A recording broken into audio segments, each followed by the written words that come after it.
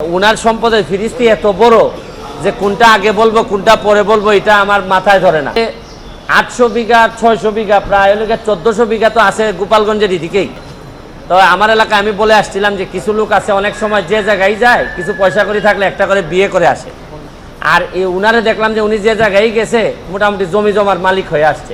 কালের কণ্ঠে একটা রিপোর্ট হয়, আপনারা হয়তো অনেকেই দেখেছেন, যে সাবেক আইজিপি বেনজির আহমেদ উনার সম্পদের একটা ফিরিস্তি কালের কণ্ঠে দেয়।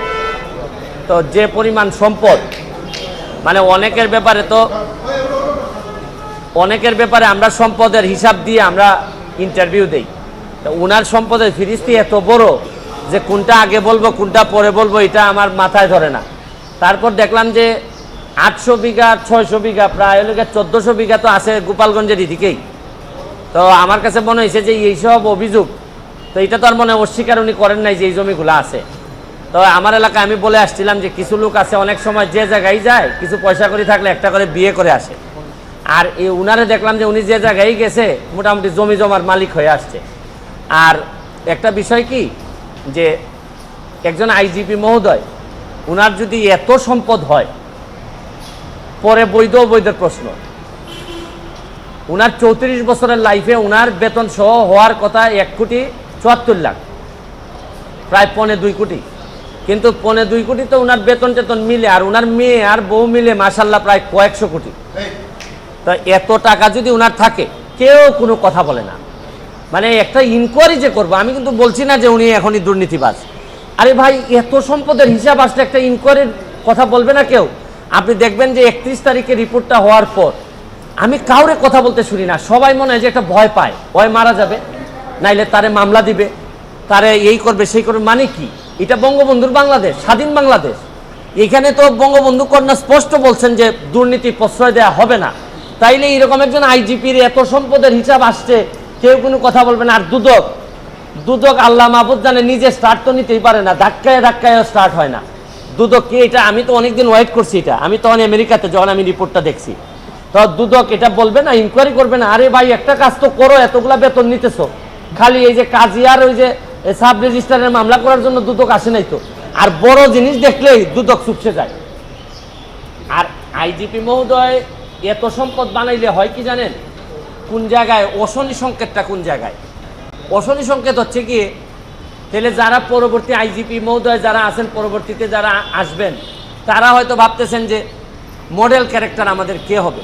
যারা অসৎ হবেন তারা তো বেনজির সাহেবকে ধরে নেবেন যে উনি হচ্ছেন কি আমাদের আদর্শ। তাই উনি যদি আদর্শ পরেররা ধরে নেয়, তাহলে এরাও 800 900 1000 করে বিঘা কিনা লাগবে। তারপর আসতেছেন নিচের যারা আসতেছে, যারা অসৎ, এর মধ্যে অনেক সৎ অফিসার আছেন, তারা কিন্তু অনেক বেশি ফ্রাস্ট্রেটেড হবে যে আমরা সততা করে কিছুই তো করতে পারলাম না, মেয়েরে পড়াইতে পারি না। আর বেনজির সাহেবের শুনলাম যে মেয়ের অভিযোগ হচ্ছে গিয়ে মেয়ের একটু নর্থ সাউথ থেকে একটু রেস্ট নেওয়ার জন্য একটা ফ্ল্যাট আছে। আর আমি জীবনে এতদিন হাইকোর্টে থেকে একটা ফ্ল্যাট কিনা তো দূরের কথা, ভাড়া বাসায় থাকতে হয়।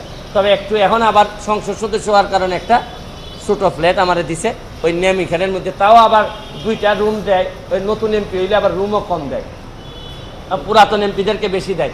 তো এখন এগুলা যদি চলতে থাকে, আর আরেকটা জিনিস দেখেন, মরার উপর খরার গা, এমপি হওয়ার কারণে আমার 2টা উপজেলা চালাইতে হয়, 2টা থানার যিনি ওসিরা আছেন তাদেরকে আমি কোন বিবেকে বলি যে ভাই তোমরা 2 নম্বরই করো না? এরা যদি বলে আপনি আমার চাকরি দিচ্ছেন, যারা আমার অফিসার তারা দেখছেন কি মাল বানাইতেছে, আর আপনি আমার এইসব করলে চলবে? তা আমি এদের কি কন্ট্রোল করবো কিভাবে? আবার এসপি সাহেব যদি বলে যে একটা ফোন কাইটা দেয়, আমি কি করব? কারণ যে সম্পদের হিসাব দিচ্ছে তাতে এক ব্যারিস্টার সুমনকে এমপি না মানলে কি হয়? তাই এইসব চিন্তা করে দেখলাম যে এত লোকের সাথে কথা বলার চেয়ে একটা অ্যাপ্লিকেশন দুদকে দিয়ে আসি। আর দুদক যদি মনে করে না এত বড় জিনিসের বিরুদ্ধে যাওয়া যাবে না, তাহলে তো আমার মহামান্য সুপ্রিম কোর্ট তো আছেই, এইসব জায়গায় নক করব। আমার কথা হচ্ছে যে ভাই কতটুকু করতে পারবো জানি না, তবে চোখ রেখে বলতে পারবো যে আমি চেষ্টা করে গেছি। শুনেন, আমি যতগুলা রিট এখানে করেছি, যতগুলাতে চূড়ান্ত পরিণতি হয়েছে, যেটাতে চূড়ান্ত পরিণতি হয় নাই, যেগুলাতে চূড়ান্ত পরিণতি হয় নাই, এগুলাতে আমার অভিযোগ চূড়ান্ত রকমের দেশের প্রতি অবমাননা হয়েছে। কারণ আমি তো এককভাবে দেশের মালিক না যে অবমাননা হইলে সব দায়িত্ব আমার। আমি আমার জীবন যৌবন সব কিছু একটু রিস্কে রেখে আমি এগুলা সারা বাংলাদেশের মানুষের সামনে নিয়ে আসছি। বিচার তো কয়েক প্রকার হয়, একটা হচ্ছে গিয়ে হয়তো কাঠগড়ায় দাঁড়ায় না, কিন্তু মানুষের বিবেকে মানুষের বিবেচনায় তো একটা বিচার হয়।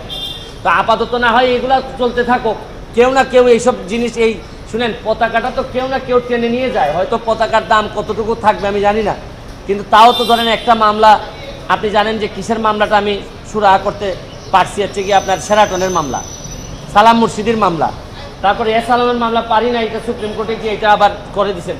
কিন্তু শুনেন, আমাদের ট্রায়ালে, আইন অঙ্গনে ট্রায়াল আমরা যখন করি, বিচার যখন করি, তখন আমরা যখন বুঝি যে এই আসামিরে বাঁচানো যাওয়া কঠিন, তখন কিছু কিছু কথা আমরা ট্রায়ালের মধ্যে বলে রাখি, ডিনায়াল বলে এটাকে, আমরা ডিনাই করে রাখি যাতে আপিলে গিয়ে কাজে লাগে। তা আমি যেগুলো করে যাচ্ছি এগুলো ডিনায়াল দিয়ে যাচ্ছি, হয়তো আমি এদেরকে ধরতে পারি নাই, ডিনায়াল দিয়ে যাচ্ছি। আমার একটা বিশ্বাস, আপিল মানে হচ্ছে কি নেক্সট জেনারেশন, কোনো না কোনো একদিন আসবে।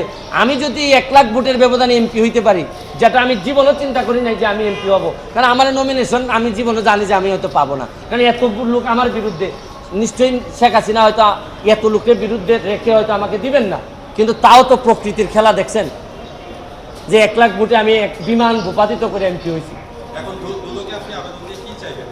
এই যে ওনারা ইনকোয়ারি করবে, ইনকোয়ারি করে আমাদেরকে জানাবে যে ওনারা কি পাইছে না পাইছে।